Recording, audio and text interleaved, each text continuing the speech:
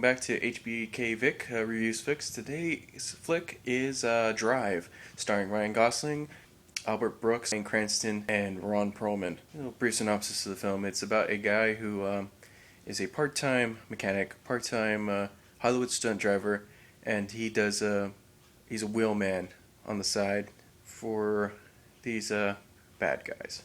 He ends up meeting a neighbor who has a son, and he befriends her and finds out she's married. Her husband gets out of prison, and he owes money to these mob guys.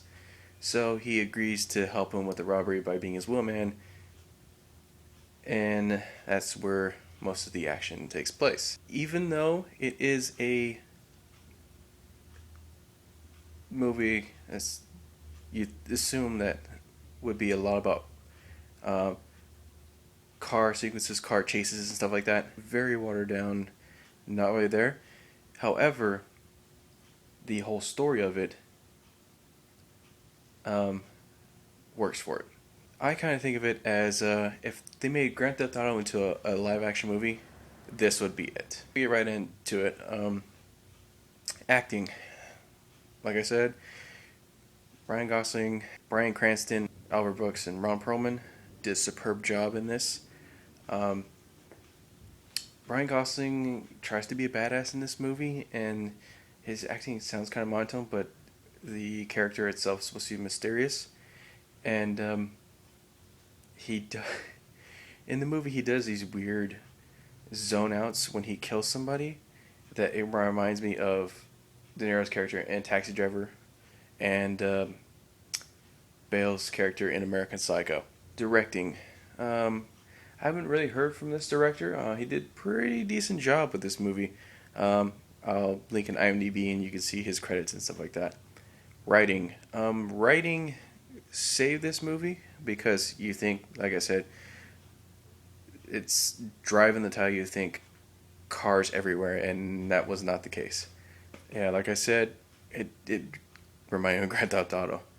Cinematography was good in this movie. Nothing too jarring. There were spots in the movie where they were in the car and they were pulling the car. You could tell they were pulling the car because the dials weren't moving at all in the dash panel. Sound design, nothing too fancy. It's pretty much your typical basic stuff. Although the soundtrack in there did remind me of Vice City, Grand Theft Auto Vice City, and it's a very eclectic mix in there in terms of music. Editing, fairly good job of editing.